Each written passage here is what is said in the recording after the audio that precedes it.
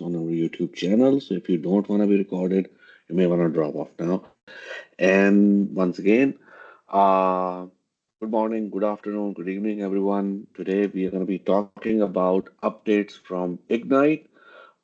Just before I forget, there will be no session next week due to Thanksgiving. So this will be a mini break, and then there would be some session missed in December, but no sessions next week. And then we'll have a couple of sessions before we break for the December holidays, Christmas time. Okay.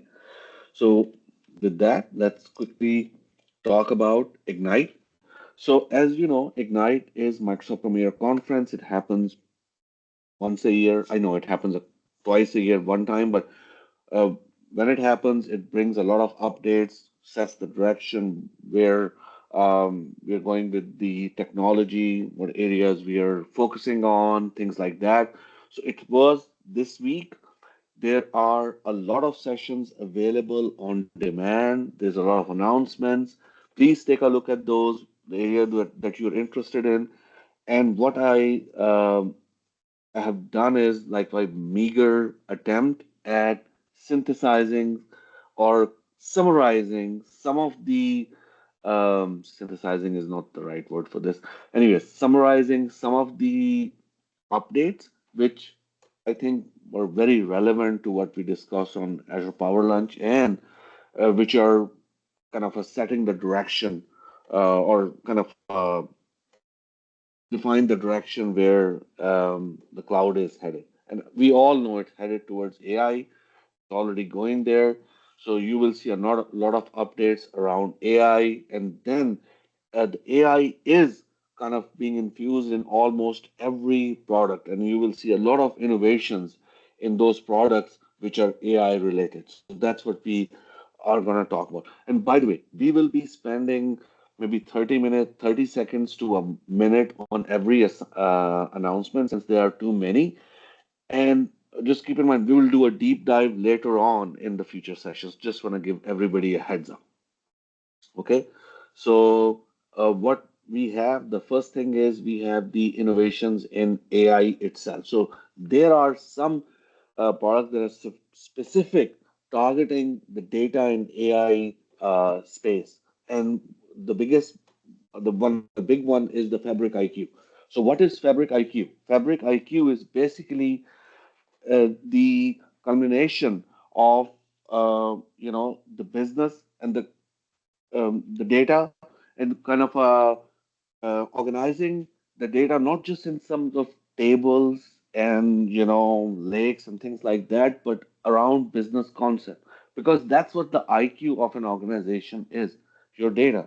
Once your data is organized in a in the around your business concept, then you can have your and run on top of this data and basically get to the information in a faster, in a more better way. So that's basically one of the key things that we I want to talk about in regards to this Fabric IQ. Um, One second, I think I'm having some issue with this. Yes, okay, never mind. So that's that. So this is Fabric IQ. That's one of the big announcements that come out, and that is, of course, focusing at the enterprise. And one when we talk about data, we are not just talking about analytic data. We are talking about operational data. We are talking about time series data.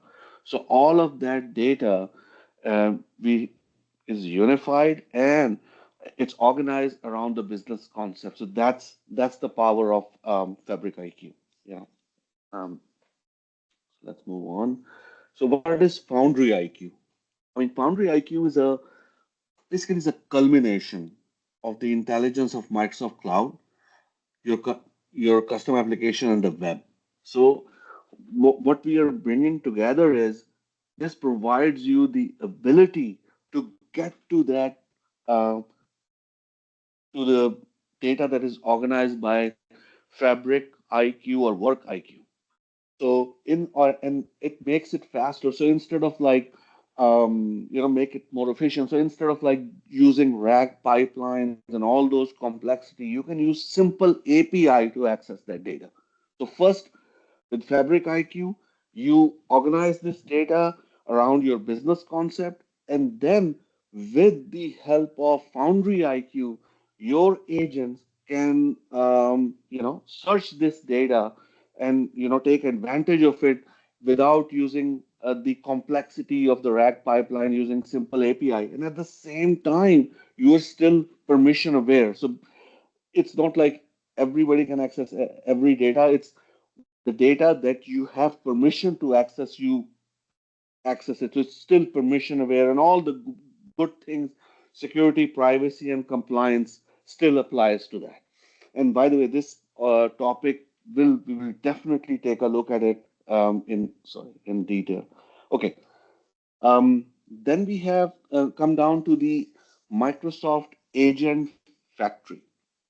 Okay, this is basically a simplified plan to combine agents, the ability to build agents across different platforms like using building agents that you do anywhere, including Microsoft 365 Copilot. So you have a single plan. You can use that plan to build, use the Microsoft Foundry or Copilot Studio, build with IQs, and you can deploy it in these Microsoft 365 Copilot. You can deploy that agents there as well, and it has full enterprise support, and of course, you can train these agents for role-based training and all that. So basically, it's simplifying. So if you want to have like a single metered plan, which you can use across Microsoft Foundry and Copilot Studio, that's where you can take advantage of Microsoft Agent Factory. Any questions, folks? Okay, so now let's go to our Azure Horizon DB. This is it's in preview. This is a Microsoft managed offering of PostgreSQL. There are PostgreSQL is one of the largest open source database, or I should say one of the most popular open source database in the world. And this is a managed offering. And when I say a managed offering means that you get best of both worlds. You have the uh, flexibility to use this open source database, but at the same time, infrastructure is managed by Microsoft, and you can scale up to, as you can see here, up to 3,000 cores around your primary and replica node. So scale up to very, very large databases. And when we are talking about database size, up to 128 terabyte of data that we are uh, talking about. So that's that's the scale and in terms of compute and in terms of size that we are talking about. Okay. Oh, sorry. I just jumped too far ahead. And it's for basically large scale AI application if you're modernizing your system. And of course, it's an enterprise grade offerings, have enterprise grade security, and the ability to natively integrate AI models and all that. So this is basically, I think it's in private preview at that time. Okay, Azure Document DB. If you're familiar with Document DB, I remember Cosmos DB used to be known as Document DB, so that's a bit kind of deja vu. But anyways, Azure Document DB is an open source MongoDB compatible database. Okay, and this you can create the clusters in Azure. At this moment, that's capability is available, but in the future, it's you can run those clusters in other clouds or on-prem as well. So this is a fully kind of a multi-cloud offering that is being provided. It has Entra ID integration, 99.995 SLA. So this is once again, as I said, uh, it's a MongoDB compatible document DB open source that is available at this moment. As I said, on Azure, you can spin up cluster, but the plan is to have it. That's going to be it's a hybrid multi-cloud NoSQL offering that you can run in Azure on-prem or other clouds as well. Okay. Moving on to SQL Server 25. That's Microsoft um, Premier database for enterprises built on decades of innovation and some of the capabilities that are now included. Advanced features such as real-time insights via one lake and simplified data handling. That's going to be the core feature of this project that is available. So this is the GA announcement for that. Okay. Any questions on the AI announcements, AI and data? So let's move on to the managed Kubernetes. So we are talking about AKS and related updates. I mean, this is this doesn't seem like a big update, but it is. This allows you to expand your pod seeder uh, address space without recreating your cluster. So this is currently in public preview. This is available in Linux node. So let's say that you had more pods that you need. I mean, there is more space that you need. What you need to do is you need to, and this is basically related to CNI overlay. And then what you wanted was you want to do dynamic scaling and all of that feature. There is, and in some cases you have to, um, you know, um, recreate the cluster. There was no other way, you know. But in this with this feature, which is in preview, you can expand that pod seeder space on an existing overlay cluster without any sorts of downtime or cluster rebuild, because that becomes a nightmare if you have to rebuild your production cluster because it may cause downtime and a number of other issues. So that's, and we will definitely take a look at this in detail in a future session. Okay. eBPF is extended Berkeley packet filter. And with this summary of this update is it simplifies, basically routing logic is directly embedded with this implementation in the eBPF program. And what it does is it reduce your latency because it bypasses IP tables in the host network namespaces, because that was the main cause of latency. The IP table, in the host network IP table and all that. So that way it reduces pod to pod latency, and as a result, increased throughput and lower CPU usage. So that's and you will have to use Selenium for this, but this is in public preview. Okay, we all know about Kubernetes scheduler. What it does is it schedule pods. Basically, as you are spinning up microservices, it's the main system that is sitting behind the scene. It's spin up pods based on the rules that you define, how you want to deploy microservices, what are different resource requirements are, what are different affinity requirements. So maybe two sensitive microservices are not deployed on the same pods, things like that. Now you can use you can configure scheduler profile. You can do that configuration yourself, to enforce different policies for different workloads. So you can basically define rules whether a pod can be scheduled on a node or not. You can set priorities, you can set extenders. So basically, bring in external logic. Extender is very powerful. Bring in external logic to how to schedule these pods. So basically, the workloads, we have different type of SLA. They can use separate profiles. You don't have to use the same profile for every workload. Okay, and you can customize the affinity and anti-affinity and scheduling logic, um, and go beyond what the default scheduler offers. That's the advantage. Okay.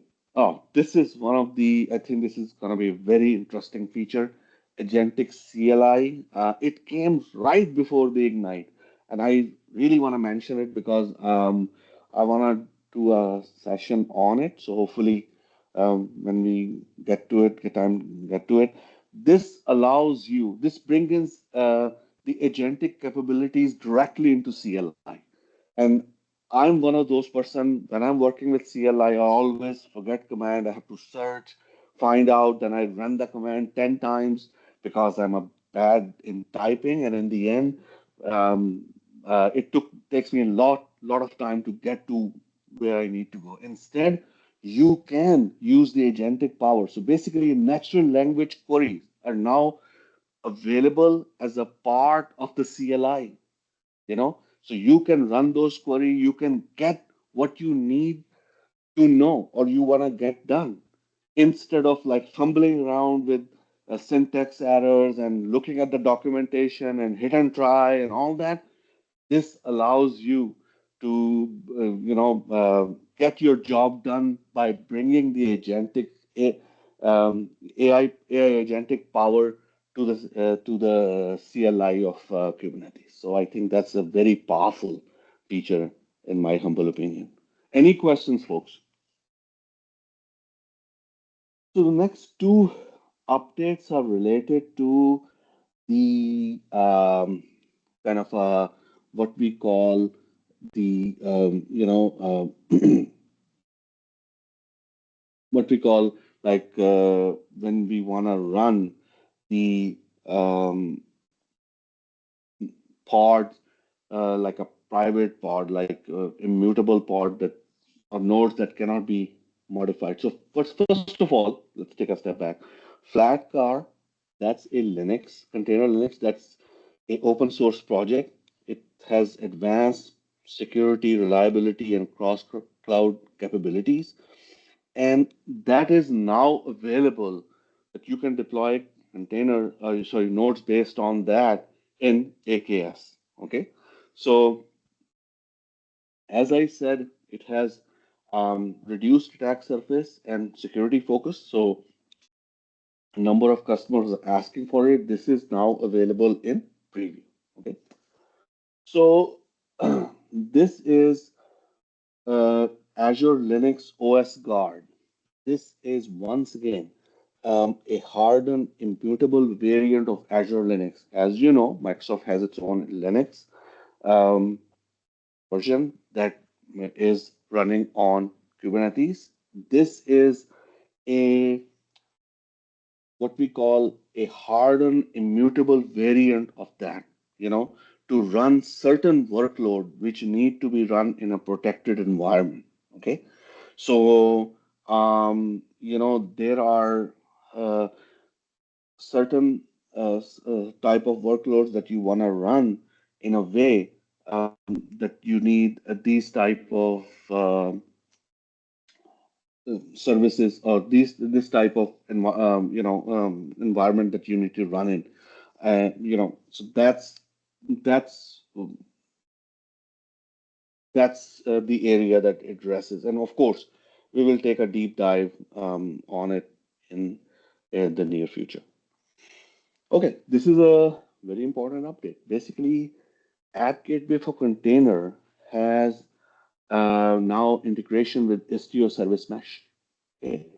And what that provides is it provides you the ability to load balance traffic from north south using a one ingress gateway. So basically, you're using Istio Service Mesh. You now integrate with App Gateway for Containers. That's your ingress controller, and all the north south traffic will and it will talk to the Istio to get to any east-west traffic that is happening between service to service. Okay, so that's kind of a reduces overhead, and since that add-on is available, you don't have to do any work on your own to do that integration. Okay. Let's move on. App service update. Okay, that's a very important update. It's the managed instance on app service.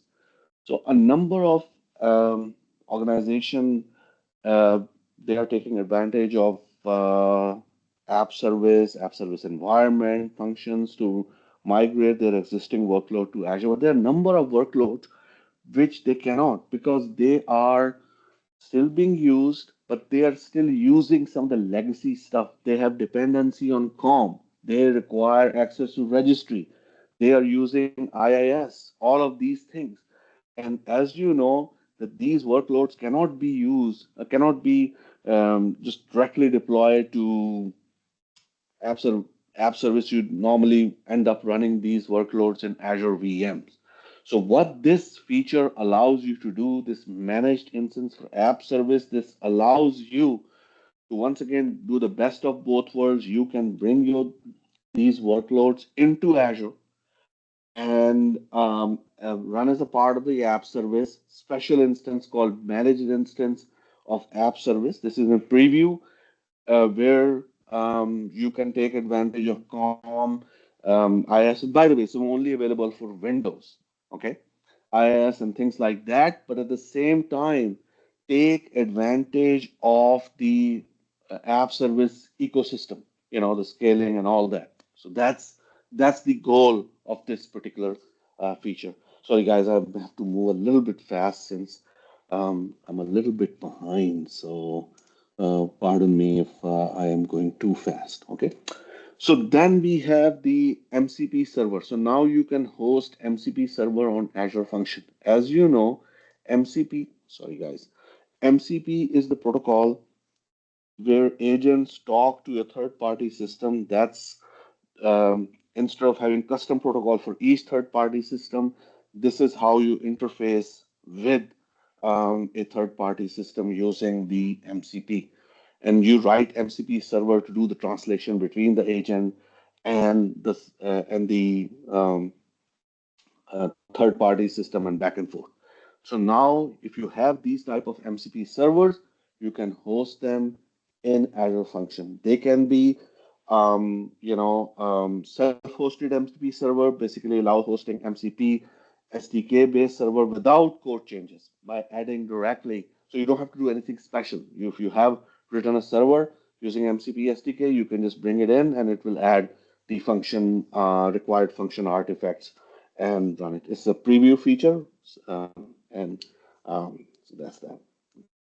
Okay, sync scaling for app service plan. So I'm sure if you have scaled app service plan, um, and sometime what happens is as you are scaling, if you will, let's say, want to go from 3 to 15 instances, sometime it can only give you a certain instance, like let's say give you 6 instances, and then if you try to go beyond that, you get some errors and you have to, modify your code and things like that. Basically, do work on your end to adjust to the gradual scaling that is happening. Okay, what this thing is doing, it is called async scaling. So it takes care of all of that hassle from you and it takes care of it behind the scene. So as the instance are coming up, so it will not send your request to, it will not, it will basically address the problem where scaling requests could fail due to limited reserved instance availability. Okay, giving you a manual retry, so you don't have to do it. It do it on your behalf. So the scaling process will be very smooth, and it will kind of the extra work that you have to do will be taken care of by this process. Quickly on the Azure Container Apps update, I know we have 4 minutes. Deployment levels. Okay, Right now we have revision in Azure Container Apps where you can send it to multiple regions. Let's say that you have a new revision, latest revision, and then you have the previous one which is stable.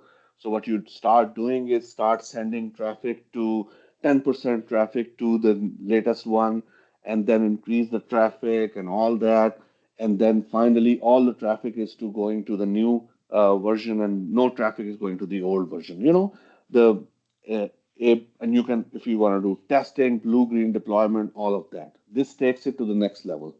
Now you can have certain deployment labels, and you can do this kind of a division of traffic between them. You may have a dev, staging, production, all of that, and you are sending traffic to different based on these dynamic, based on these deployment level that you have in Azure Container Apps. So this one is definitely, I mean, all the features are we will be taking a look, but this one will definitely come to it. So that's the for the Azure Container Apps. Okay. Now you can use an MCP server. So basically, as a part of ACA, this is currently in public preview, and it supports both the empty shell sessions and integrated MCP servers. And like this is for tool testing, workflow automation, things like that. So that's where you, and by the way, you know about Azure Container Apps. That's where you can run your application without container-based application without worrying about the underlying infrastructure, and we take care of that. Okay. So this is for confidential compute workload profile. This is a new profile that is available. If you want to run your confidential compute in ACA, you can take advantage of this particular workload profile and run those applications there. It has limited availability. It's available in UAE North at this moment. Okay.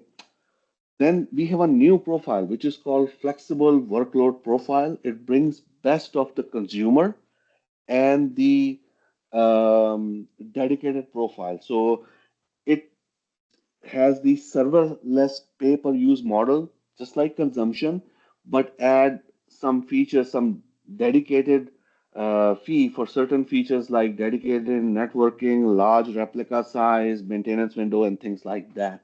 So this is for the customer who want the serverless convenience, but want the performance and security of the dedicated profile. So that's where it can be used. Okay. Um, Finally, there is the ACA support for agentic Docker Compose. Basically, simplify building agentic application using Docker Compose on Azure. So you can take advantage of this, um, um, and build the first class agentic application using this support. This is once again is in public preview. Sorry guys, I just want to jump on to API management. The two big updates about API management are A2A agent API. They are in public preview, um, and more and more AI capabilities are being added to agentic, and AI capabilities are being added to API management, and one of that is the support for A2A agent API in public preview. One more thing, premium V2 tier of Azure API management is now GA. Okay, and this was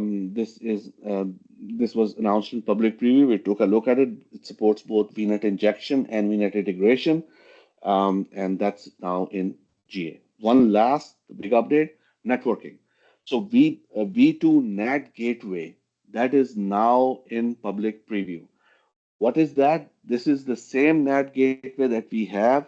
I mean, it's been out there for some time, but this one has the availability zone support. So that has the zonal availability, zone redundancy. That's the key thing. Just keep in mind you have to use standard V2 public IP with it. So that's also went into public preview because that's the public IP that you have to use when you have zone redundant when you are using this standard V2 zone redundant NAT gateway. So that's also in public preview. Both of these items are in public preview. So that ends it.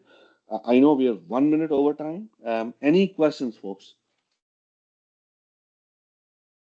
I hope I was not too fast, but if there are no questions, I hope everybody had a great rest of the day and great weekend. If you're in the US, happy Thanksgiving, and see you week after Thanksgiving. Thank you very much.